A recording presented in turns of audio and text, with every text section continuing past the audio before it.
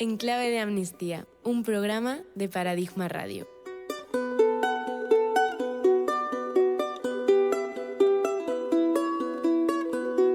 En Clave de Amnistía, donde trabajamos por los derechos humanos en el mundo. En Clave de Amnistía, de persona a persona.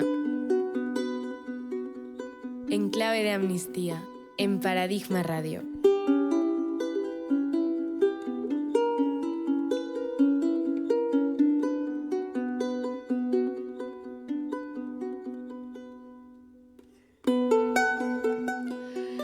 Bueno, pues empezamos el programa número 65 del Grupo Local de Amnistía Internacional en Córdoba. Hoy estamos en el estudio y no responde al resumen que mandé para la página Gloria, María Jesús, Lucía, Inés y Ramón, que había puesto, nos dirá algo en la distancia, pero no le gustó y se ha venido aquí. Venga. Además de las noticias terribles de los muchos frentes de batalla abiertos, queremos también poner nuestra mirada sobre personas concretas y también una reflexión sobre nuestro propio país. La campaña Paremos el racismo, no a las personas, casi ha coincidido con los cánticos racistas en estadios de fútbol. Hasta la FIFA ha llamado la atención a las autoridades españolas por no parar esos insultos. Pero antes de hablar de racismo, daremos un pequeño paseo internacional. Algunos nombres: Haitham Megri, aunque esto ocurrió en España, Alexei Gorinov, Atanase Nyekure y Narges Mohammadi y Leka Cordia. Si no tenéis tiempo de escuchar el programa entero, podéis buscar estos nombres. Empieza un nuevo en Clave de Amnistía.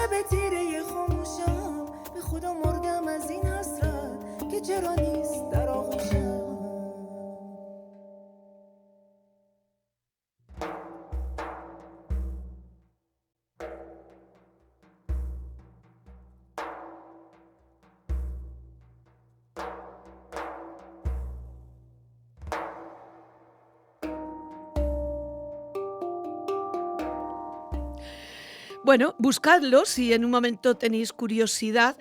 Se llama Farnado Hadi y luego en el baile está Antonio Najarro. Es muy interesante verlo en YouTube.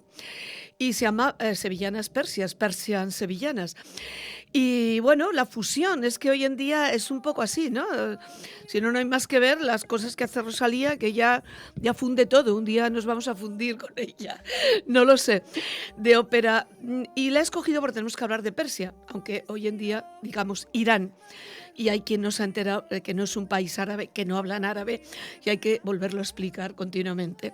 Es Persia y hablan persa. Irán. Voy a recordar a Narges Mohammadi, Premio Nobel de la Paz 2023. Hablamos mucho en el último programa, pero como ha habido ahora una noticia que va a comentar Gloria, pues me parece que vale la pena volver a hablar un poquito de ella.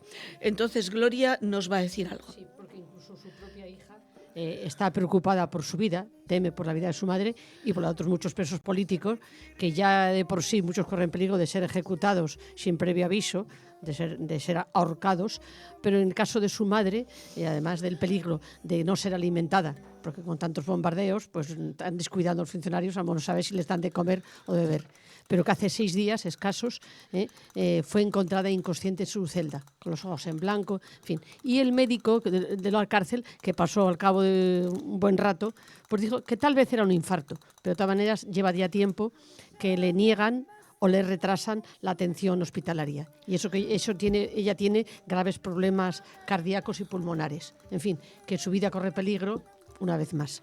Y no podíamos ponernos de olvidarnos. Y luego al final en la escaleta, María Jesús creo que ha insertado pues una acción en la web para pedir la libertad de ella. Bueno, eso va en la página web cuando lo cuelgan. Sí, y otras porque acciones, sí. La escaleta, para la gente que nos oye, no le interesa. También. Sí, pero sí, hay acciones que se ponen en la página web. Bueno, pues es lo que quería resumir. Sí. Que se cree que fue un infarto, pero en fin, que se teme por su vida. Muy bien. Bueno, pues entonces, ante la grave situación en Oriente Medio, debemos recordar las peticiones de Amnistía Internacional, aprovechando que el Parlamento de Cataluña aprobó el pasado jueves 19 de marzo, por mayoría, una moción sobre la situación internacional y las consecuencias de la guerra en Irán. La moción incluye algunas de las peticiones de Amnistía Internacional sobre la crisis de Oriente Medio, como exigir un alto el fuego inmediato de todas las partes en conflicto, todas, porque sabéis que Israel dice que eso no afecta al Líbano. O sea, que ellos van a bombardear y el Líbano no es internacional y no sé lo que es. Debe ser un país, desde luego es un país complicado, pero bueno.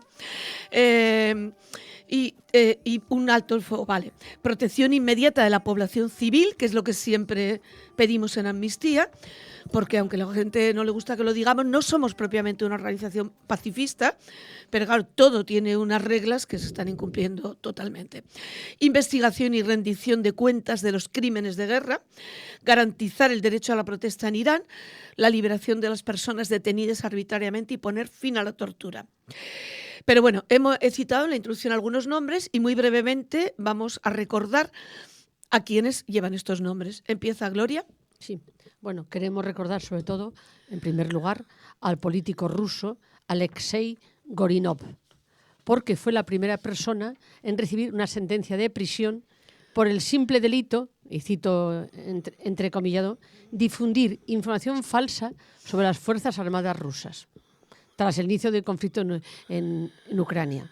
El 8 de julio del año 22 fue condenado a 7 años de prisión. Su supuesto delito fue un discurso pronunciado en el Consejo Municipal, del cual Alexei era miembro, donde él propuso anular un concurso de dibujo infantil que estaba ya planificado. Y él dijo que se anulase mientras que otros niños y niñas eran asesinados en Ucrania. Lo más grave de este caso, aparte de afectar a la libertad de expresión, también es que nos han informado del Secretario Internacional de que la salud de Alexei se está deteriorando gravemente debido a las duras condiciones de la vida en prisión, porque ha sido recluido repetidamente en frías celdas de castigo por supuestas infecciones menores o añadidas o inventadas, imagino yo. Y el problema, además de estar en celdas muy, muy frías, es que padece una enfermedad respiratoria crónica, porque ya antes incluso de ser detenido, le extirparon quirúrgicamente gran parte del pulmón y ha sido hospitalizado varias veces, con lo cual su vida pues, corre serio peligro. Bueno, seguimos con el siguiente nombre. Es que muchas veces, como claro, estamos hablando de los grandes conflictos y no podemos olvidar, como siempre ha sido un poco el trabajo de Amnistía, las personas que quedan diluidas en todo este aluvión de noticias que ya es terrible. Atanase Buyekure, de la República Democrática del Congo, junto con otras 38 personas refugiadas y solicitantes de asilo en Malawi. Él está pidiendo que les devuelvan 79 contenedores que la policía confiscó. Antes de eso, Atanasio usaba uno de estos contenedores como almacén para vender productos básicos como cereales, y era su principal forma de ganarse la vida y mantener a su familia. Desde que se lo quitaron, su situación económica se ha visto muy afectada. Y entonces nosotros pedimos escribir al ministro de Seguridad Nacional. De hecho, yo colgaré estas cartas probablemente en algún canal de Amnistía, porque lo hicimos el otro día en el grupo de Amnistía, y se van a colgar algunas de estas cartas en una lista de difusión por si alguien quiere hacerlo. Y bueno, seguimos con otro caso, Gloria. Sí, bueno, este caso sí que es una buena noticia, que por fin hay alguna relativa, porque nos llena de alivio y de entusiasmo saber que a Leka Kordia le han concedido la libertad bajo fianza y la han liberado de un centro de detención de migrantes donde permanecía recluida arbitrariamente. Esta mujer pasó un año espantoso bajo la custodia de la ICE. Del ICE, sí, ICE, se puede decir. Sí, la policía de migración, vamos. Tenía que aclarar que esta mujer, Leka Kordia, tiene 32 años y es una mujer palestina de religión musulmana que vive en Estados Unidos, donde estaba ya en proceso muy avanzado de obtener la residencia legal en los Estados Unidos. Pues bien, el motivo supuestamente para ser detenida es que había participado en una manifestación de protesta, una protesta pacífica contra el genocidio que estaba y que está cometiendo el gobierno de Israel sobre la población palestina en Gaza. Claro, primero la detuvieron, pero ella únicamente fue detenida. Retiraron los cargos, pero aún así se ha tirado un año más. La buena noticia es que después de estar un año entero en un centro de internamiento, arbitrariamente y sin cargos ya y sin espera de juicio ni nada, pues ahora por fin podrá salir y celebrar el final del Ramadán junto con su familia. Esa es la buena noticia, a pesar del año tan duro que ha pasado. Sí, bueno, tenemos ya que celebrar cosas que es la legalidad mínima. Bueno, y ahora vamos a hablar, que también es medio buena, medio no noticia. Marfa Rakova, Nastaloika, Valiantsin Stefanovich y otras personas de Bielorrusia fueron parte de la liberación, con un acuerdo con Estados Unidos, que esta vez ha sido para bien. Esta liberación hay que celebrarla, pero no debe confundirse con la justicia, porque realmente son personas que nunca deberían haber pasado ni un día en prisión. Y bueno, pero nosotros celebramos cualquier buena noticia. Y bueno, pues ya nos queda el otro caso de un hombre que es Hakan Magci. Pero de esto vamos a hablar un poco al final en relación con todo el tema de paremos el racismo y no a las personas. Haremos una pausa publicitaria ahora mismo para dar paso al espacio joven. Hoy vamos muy bien de tiempo y os vamos a dejar un poquito de margen para que nos quede luego lo del racismo. Si tienes algo que decir y nadie te escucha, has llegado al sitio correcto.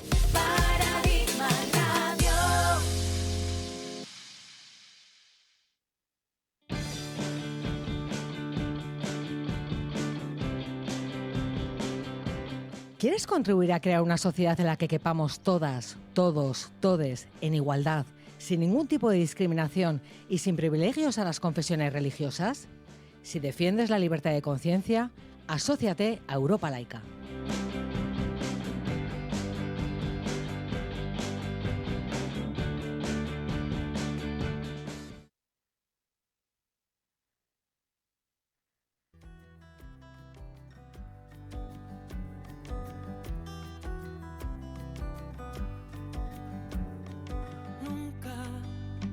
Hay historias que no se han cerrado nunca y que llegan más allá de la memoria, mucho más allá del siglo que vivimos y que vuelven cada vez que alguien te nombra.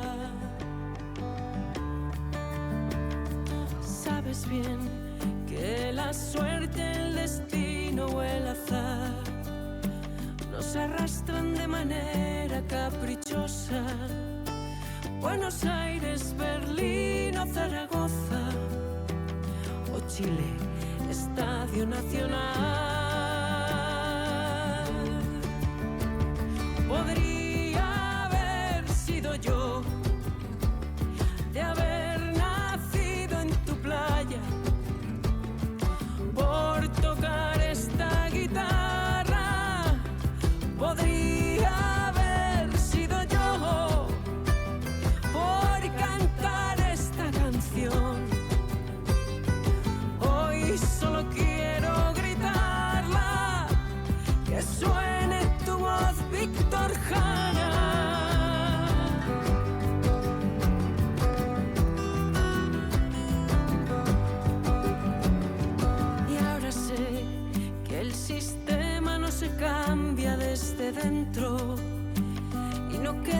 las respuestas en el viento. Debería comprender, pero no quiero. Es la hora de decirnos la verdad. Podría haber sido yo, de haber nacido en tu playa, por tocar esta guitarra. Podría haber sido yo, por cantar esta canción. Hoy solo quiero gritarla, que suene tu voz, Víctor Jara, que suene tu voz, Víctor Jara.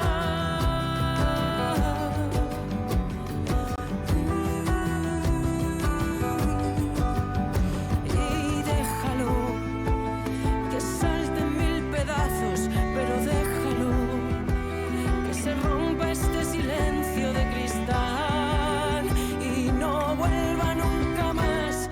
Podría haber sido yo, de haber nacido en tu playa, por tocar esta guitarra, por cantar esta canción.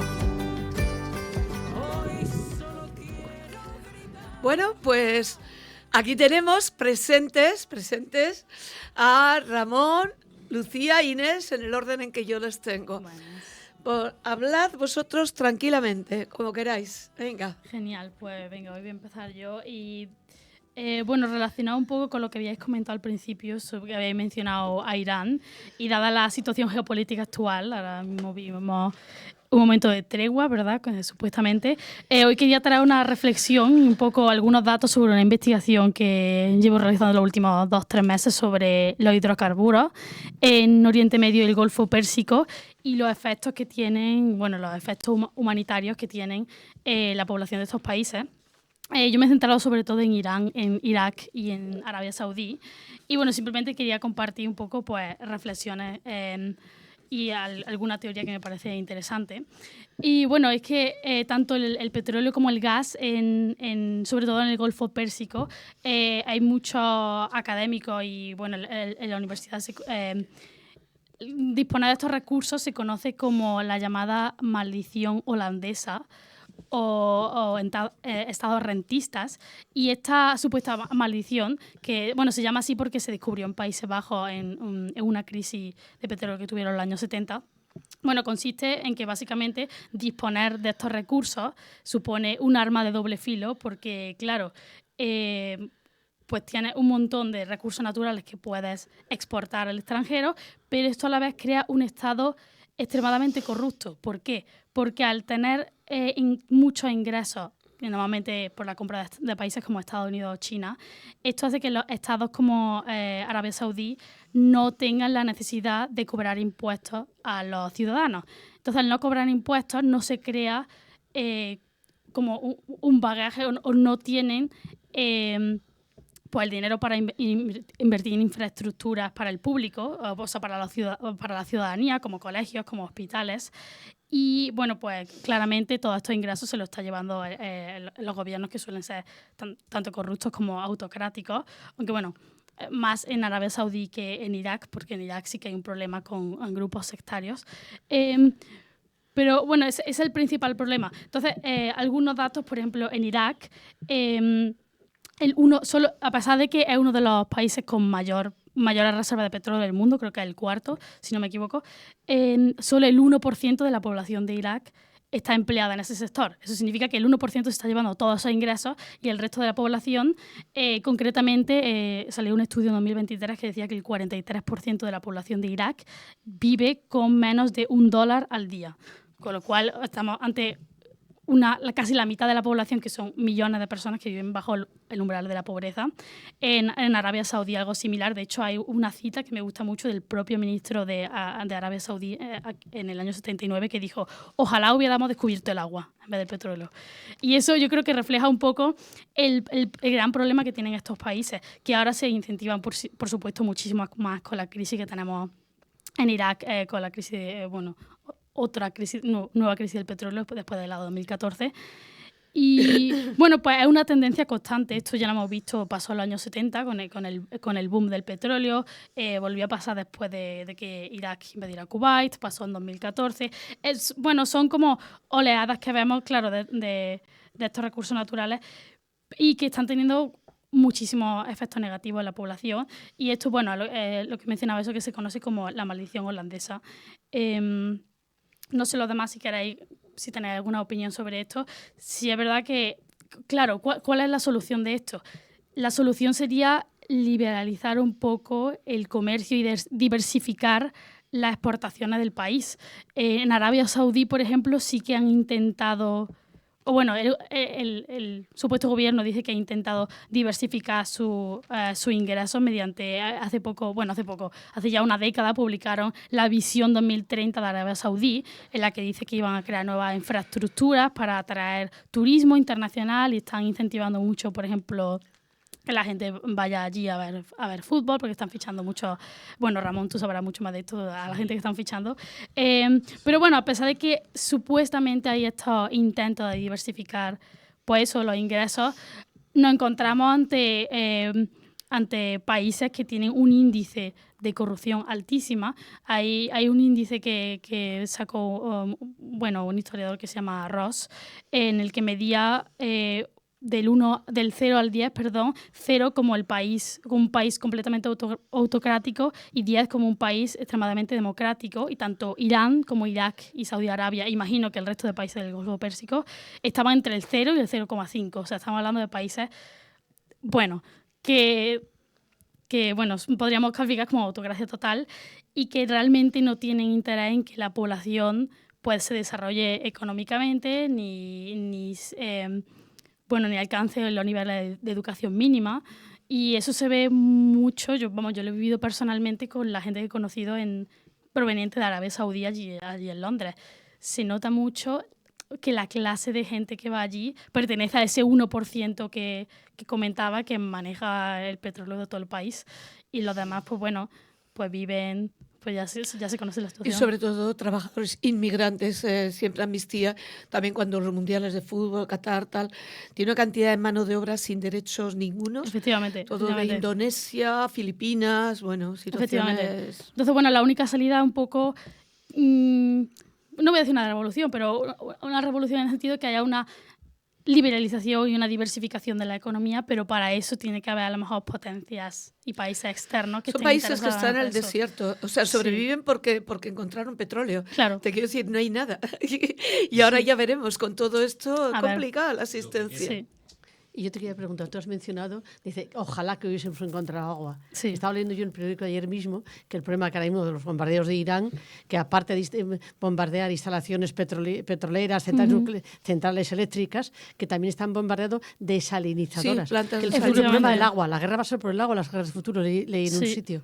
¿Tú efectivamente. que has leído de eso también? Sí.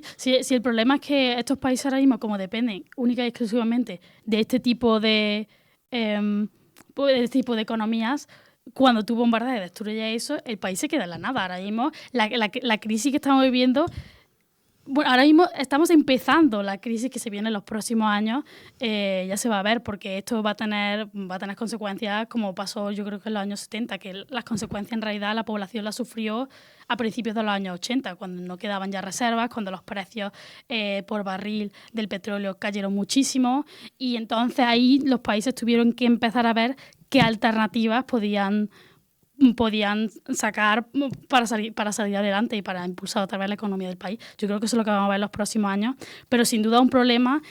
Y el problema es que los países externos como Estados Unidos no están interesados en que estos países se desarrollen. Solo lo quieren por las reservas. Pero las reservas, además, en Kuwait, por ejemplo, se van a acabar en los próximos 50 años. Entonces, tienen que ir empezando a ver qué pueden hacer después. Bueno, ya lo veremos. Muy interesante, pero como yo soy la mala aquí que controla el tiempo, no vamos mal, pero quiero que tengáis tiempo de hablar. Muchas gracias, Inés. Sí, bueno, pues si quieres también un poco continuando, mucho lo habéis mencionado, el Mundial de Fútbol, la Arabia Saudí. Efectivamente, en Arabia Saudí ahora llevan unos años que quieren como convertir su liga en una especie de potencia mundial en el fútbol, pero bueno, por suerte para la gente que le pueda gustar un mínimo este deporte, la mayoría son jugadores prácticamente al borde del retiro y no consiguen no consiguen que haya esa verdadera fuga de talento que pretenden. Y bueno, también como decía, también en Arabia Saudí se hace la Supercopa de España, que dicen en la federación que es que da muchísimo dinero, que en ningún sitio en España podrían dar tanto dinero. Y también recuerdo, ya hace tiempo que estamos aquí, porque es que yo recuerdo hablar del Mundial de Qatar. Y bueno, como sabéis, es cada 4 años. Y ya vamos para el de 2026. Estoy encantada que nos mantengamos aquí. Sí. Ya. A ellos, digo a ellos. Ya vamos para 2026, que será el de México, Estados Unidos y Canadá. Y evidentemente... NAFTA, ¿no? ¿Cómo? El NAFTA Claro. del fútbol. Bueno, yo creo que es mucho más escandaloso lo que vivimos en Qatar, pero bueno, ahora con la situación geopolítica que estamos viviendo, no podemos ignorar tampoco algunos problemas que hay. Sobre todo el principal, el que más ha hablado y el que más veo yo, es un grupo de la población que puede estar muy afectado, ¿no? Como son la población latina, la inmigración predominante en Estados Unidos, que a su vez también tiene mucha cultura del fútbol y seguro que van a estar muy, muy atentos. Y ya no es solo que a lo mejor no vayan a tener permitido viajar, que, bueno, sin duda, podemos estar más o menos en contra de que se prohíba el viaje, pero, en fin, digamos que es una cosa menos importante. Sobre todo con la policía de la inmigración, el ICE, también, como hemos hablado antes, el peligro que supone estas concentraciones de población de Sudamérica, de Latinoamérica, en a lo mejor algunos partidos que puedan ser un foco para la actuación de la policía de inmigración, ¿no? Sobre todo, también otras problemáticas. Evidentemente, no solo con los latinos, también con todas las nacionalidades. Ya se ha advertido de que los visados para cualquiera no van a ser una tarea sencilla. Y también debemos recordar, por ejemplo, que la persona que ostenta el premio FIFA de la Paz es Donald Trump. La persona que se levanta a la 1 de la... Bueno, se levanta a la 1 de la tarde en España, ¿no? A la 1 de la tarde ya podemos ver que se levanta Donald Trump, tuitea sus cositas de voy a destruir una civilización, voy a hacer esto, voy a hacer lo otro. Al día siguiente rectifica un poco, al día siguiente un poco más y así. Y bueno, quiero también mandar este mensaje de que yo creo que la FIFA no es ajena a todo esto, ni siquiera... En fin, creo que aunque nos haya dado el siguiente, ¿no? En 2030 va a ser en España, Marruecos y Portugal. El 2034 es Arabia Saudí. Y coge una huchita y vete ahorrando, ¿no? Para los partidos. Hombre, para 2030 estaría bien. Pero bueno, lo que quiero decir también es que hay una política, ¿no? Supone que se venía cumpliendo, ya no se cumple, que era que cada 2 ciclos mundialistas, uno era en Europa y otro en otro continente. Ya eso no está ocurriendo, principalmente porque parece que ahora cada 2 mundiales lo que tiene que ser es en un país árabe con los petrodólares que dicen. Claro, son los que lo financian al fin y al cabo, ¿no? Efectivamente. No sé si habéis oído una noticia, es que hablando un poco de Irán y de los viajes, se dio ayer por la noche en la radio y esta mañana. Hay un muchacho que vive en Madrid que ha ganado un premio y que tenía que ir a una competencia, luego lo buscáis por ahí, a una competición a Estados Unidos, no sé si era de matemáticas escolares, algo de este tipo. ¿Cuál es el problema? Que ese muchacho que fue seleccionado por la Comunidad de Madrid y su instituto nació en Irán, aunque lleva viviendo toda la vida en España, pero le faltan 3 años para nacionalidad. Le han prohibido entrar. Le han prohibido entrar a Estados Unidos porque su pasaporte sigue siendo de Irán y no pueden hacer nada. O sea, el Ministerio de Asuntos Exteriores. Bueno, son Bueno. estas cosas que, pero bueno, que solamente como una anécdota, pero no es anécdota, ¿no? Yo Entonces, también, como eso, una anécdota que recuerdo, acabas de mencionar que va a ser en Marruecos en 2030. En Marruecos, en Rabat, precisamente hace escasos meses, ha habido protestas de las mismas Muchísimas. internas. Estábamos nosotros allí. Estábamos allí y al parecer había muerto una mujer o varias mujeres por unas cesáreas mal practicadas, la anestesia en mal estado, caducada, Y han hecho un etcétera. estadio. Y había cantidad de gente por la calle que fue detenida porque el lema era más hospitales, menos mundiales. Claro. Que incluso Frater rima. Más hospitales, menos mundiales, ya que el lema lo dice todo. Que la gente se opone. además nosotros luego lo fuimos leyendo para noticias, simplemente íbamos por una avenida grande, que ahora en la novela hasta que he leído este marroquí, y de repente vimos unos cordones policiales, no nos dejaban avanzar, y entonces ha sido, pero es que habíamos pasado yendo de Rabat a Casablanca en el tren, el superestadio que habían construido. Bueno, Sí, querían quitarle a España Sí. la final. En fin, también recuerdo que España tuvo que unir a Marruecos a su candidatura porque Sí. se vio en peligro de perderla, Sí. porque por algún motivo también resulta que Marruecos también es otro de esos países que a la FIFA puede sentir Le gusta. más afinidad. Y bueno, pues Está haciendo de puente, que eso sería bueno si no fuera por otras cosas, o sea, sería bueno. Bueno, no le queremos quitar tiempo, lo que pasa es que venía muy a cuento Por todo supuesto. esto. Venga, Mucho, muy, tienes muy por lo interesante. menos 10 minutillos. Bueno, o sea que mira, de sobra. lo llevamos muy Por bien. si queréis comentar más. No, yo, bueno, sé que hay un salto temporal, ¿no?, siempre en la radio, pero ayer fue 8 de abril, Día Internacional del Pueblo Gitano, y yo quería traer, pues nada, una pildorita súper poco de su historia aquí en España, que muchas veces, bueno, siempre creo nos ayuda a entender por qué las cosas actualmente son como son en muchos casos y por qué casi nunca un colectivo es el único que tiene la responsabilidad sobre su situación, sino que suele ser algo más social y de eso, de la comunidad. Y bueno, pues nada, los gitanos llegaron a España en el siglo XV y al principio, bueno, se le llamaba peregrino y se le ofreció protección y salvoconducto. Entonces estuvo habiendo una convivencia muy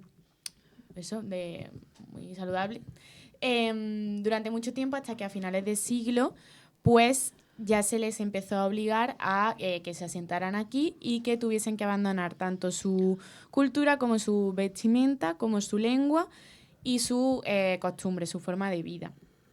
Si no cumplían con estas condiciones, pues se les podía mandar a prisión o se les podía expulsar. Entonces, ¿dónde comienzan todos estos estereotipos? Entre otras cosas, en la literatura, las primeras pruebas que tenemos se remontan al siglo de oro. Tenemos a Cervantes con la gitanilla.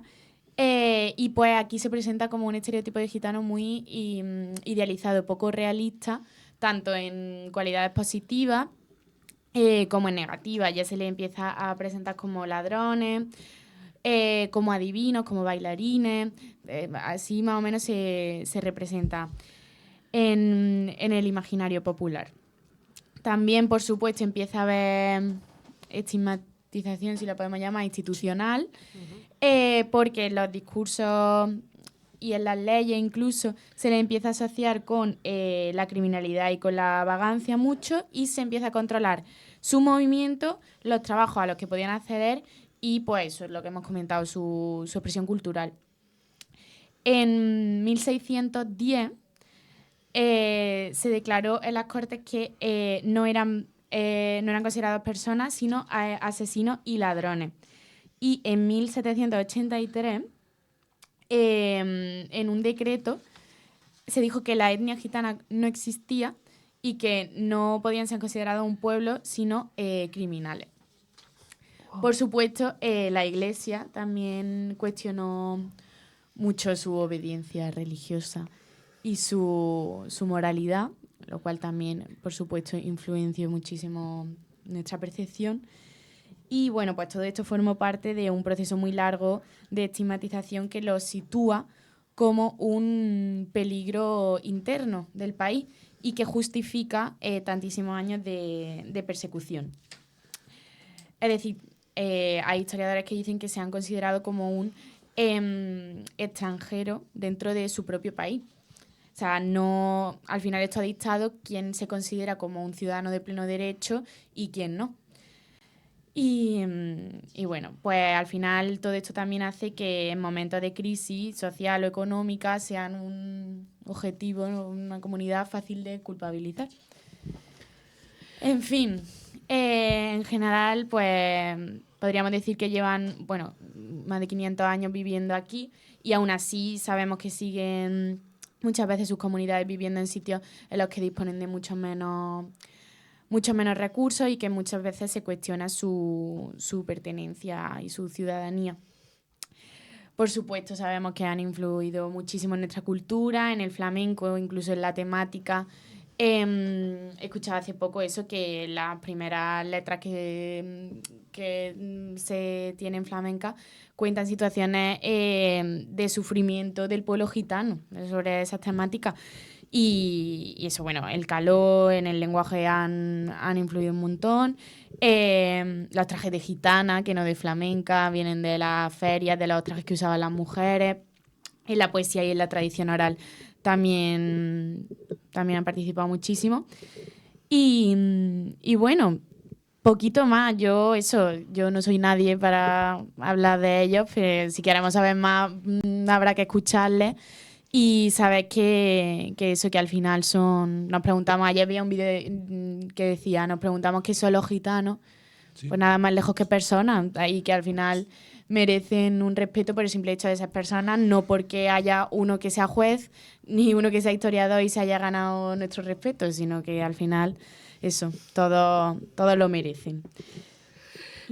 Bueno, íbamos a hablar luego, pero si quieres lo comentas ahora. Es sí. Que nosotros el último bloque era sobre el tema del racismo y el paralelo al racismo, pero teníamos al final, pero creo que podía ser ahora, algunas cosas precisamente sobre esto.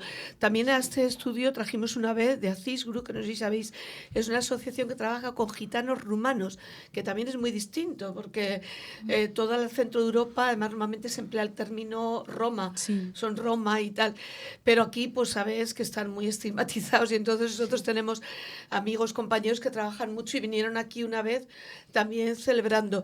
Pero yo le pasé algunas estadísticas sí. De todo este tema de racismo, de algunas cositas, en vez de tratarlo después, si quieres lo añades ahora y luego ya... Sí, quería añadir que a veces lo triste es que se juzga o juzgamos por aspectos puramente como el color de la piel. Yo me acuerdo que tuve una alumna aquí en la Fuensanta, que un día estábamos hablando de este tema y casi al acabar la clase levantó la mano y dijeron, yo soy gitana. Y dice, pues no lo pareces, tú no lo pareces, no lo sabíamos. Y dice, porque era muy blanca de piel y el pelo muy liso y era una chica muy estudiosa, muy tranquila. Entonces, el problema es hacer eso estudio. Pero entonces yo hace años que ya estoy en contacto con algunas jornadas que se ha hecho aquí en Córdoba de secretario gitano, o una prima mía que ha trabajado toda su vida secretario gitano allí en Cataluña.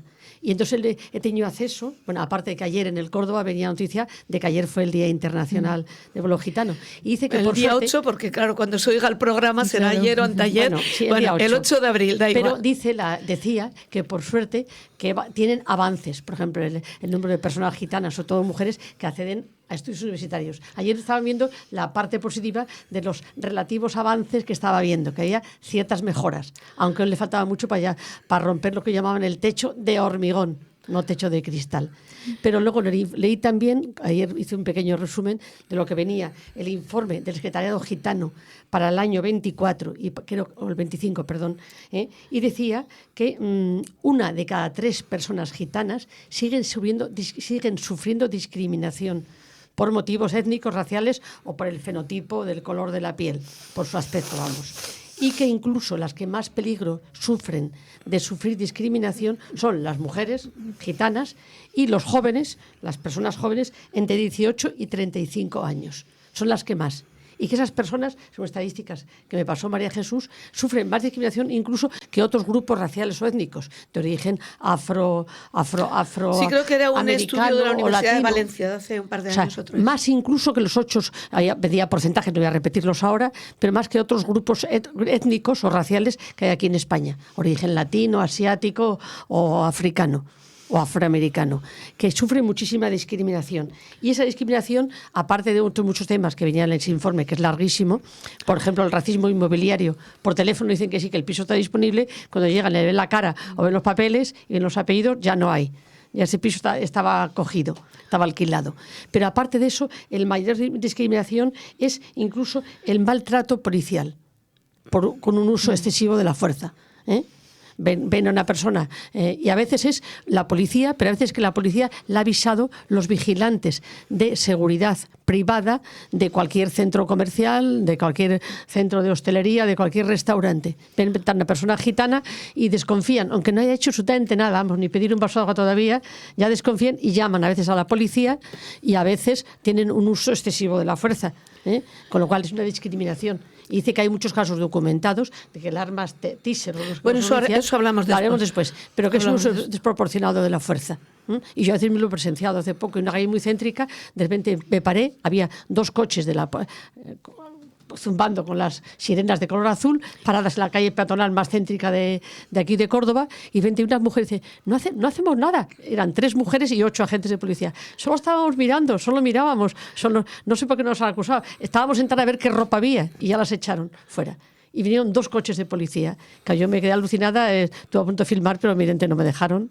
Y bueno, pero que a veces yo veo que también hay como una desconfianza global. Y la policía, basta que vea una persona con la piel más oscura, sea gitana o sea de otra etnia, automáticamente la sospechosa. Entonces creo que sufre mucha discriminación. Y pues me he preparado lo que tú decías también. Bueno, hemos alterado, por eso se lo íbamos a decir al final del siguiente. Digo, mira, viene... ¿podemos avanzar ya un poquito? Que vamos muy bien. Venga, Javi. Había más publicidad, creo, ya no lo sé.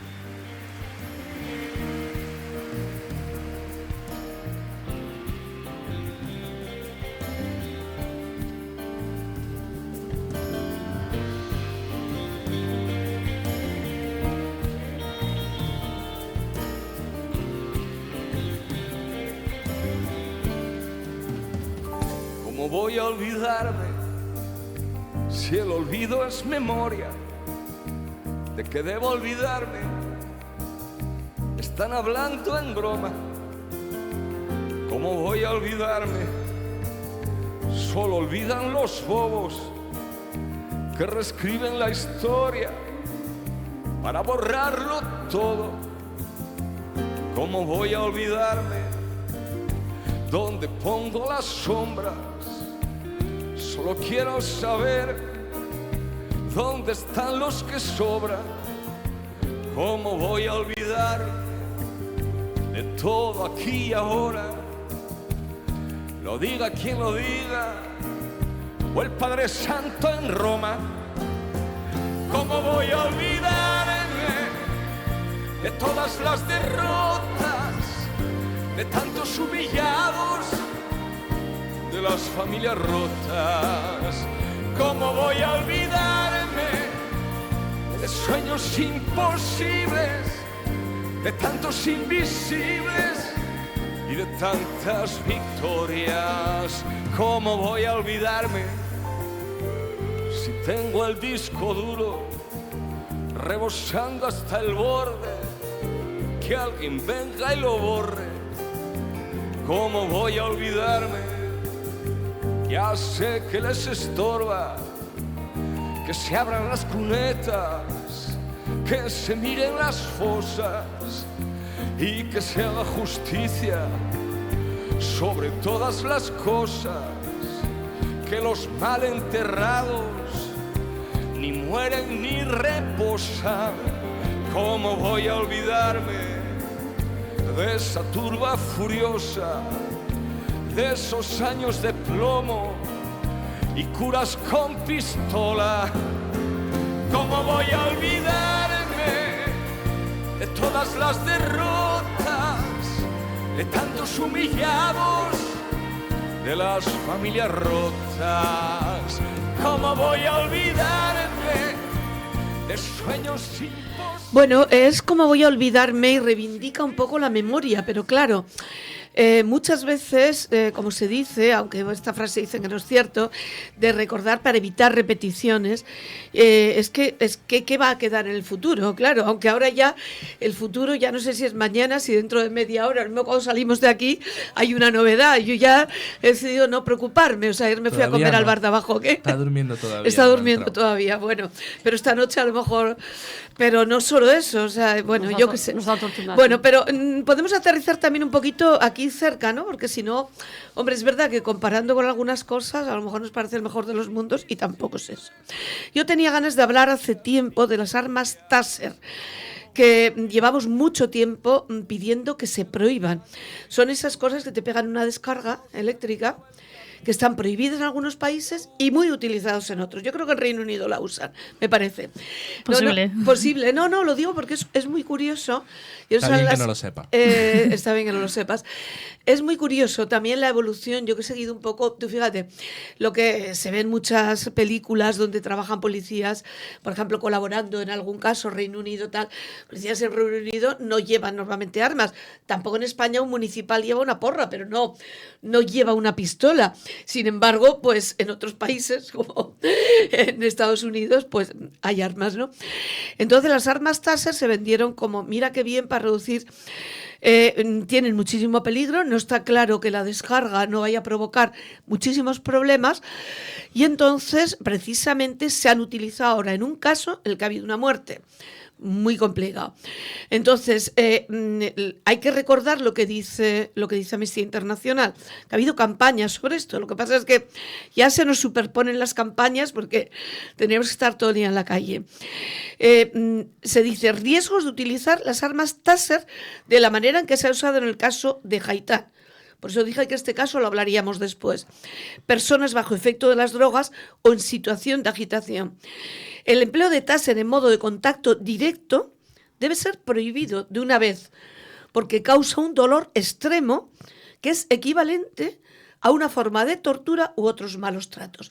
Y ahora Gloria os cuenta un poquito cuál es el caso de esta persona, sí, que era el último nombre de lo que teníamos en la introducción. Sí, el caso es de un hombre que es un caso bastante complejo, pero a la vez muy evidente. Se llamaba, mejor dicho, Haitán Merji, de 35 años, que murió tras recibir al menos 11 descargas de arma Taser. Y además, por si fuera poco, le dieron golpes, presión sobre el cuello y sobre el tórax, también le rociaron con spray irritante, en fin, ya para acabar de completar la faena.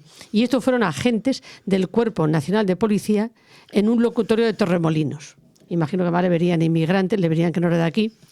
Entonces, Amnistía Internacional considera que esa actuación policial no es compatible con lo que disponen los estándares internacionales sobre el uso de la fuerza. Además, sobre una persona que en ningún momento constituye una amenaza vital para los agentes. Y solicita una investigación para ver si la muerte constituyó un delito o una violación del derecho a la vida por uso excesivo de la fuerza. Que, como ha dicho antes María Jesús, podría ser calificado de tortura o malos tratos.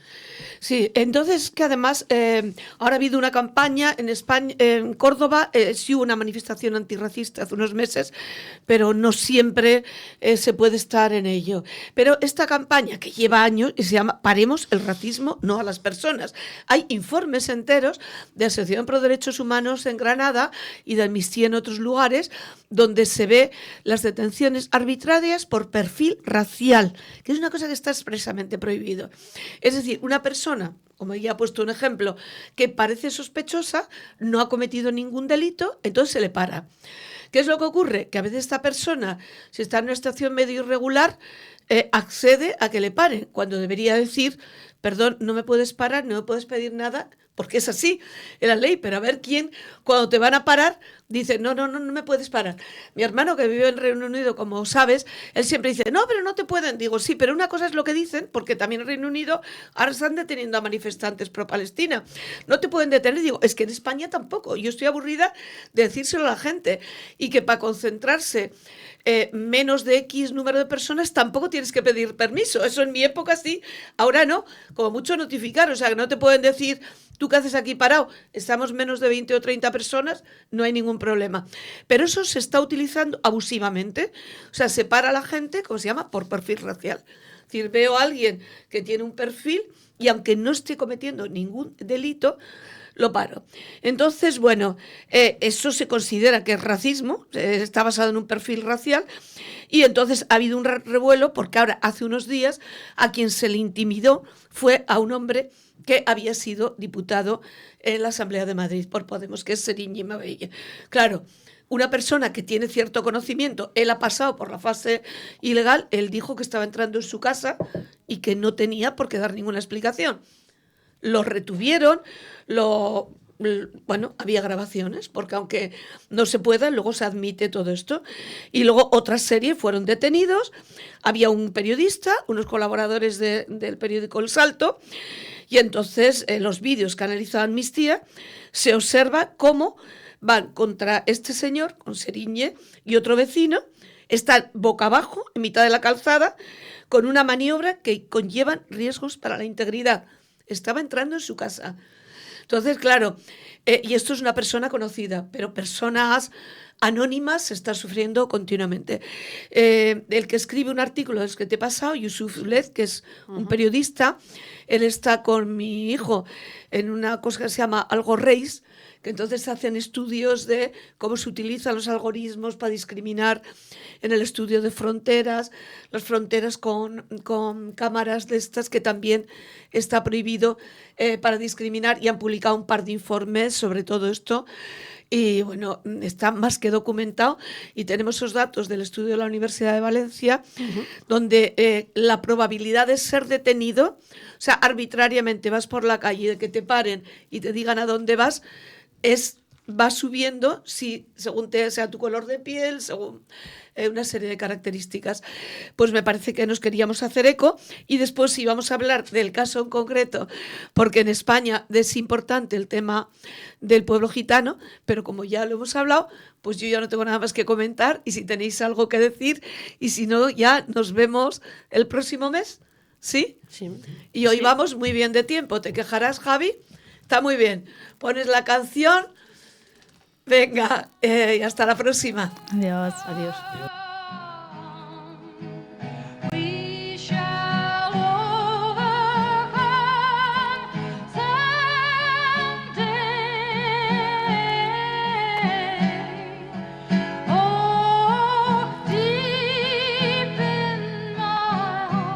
En Clave de Amnistía, un programa de Paradigma Radio. En Clave de Amnistía, donde trabajamos por los derechos humanos en el mundo. En Clave de Amnistía, de persona a persona. En Clave de Amnistía, en Paradigma Radio. Thank you very much. Bye bye.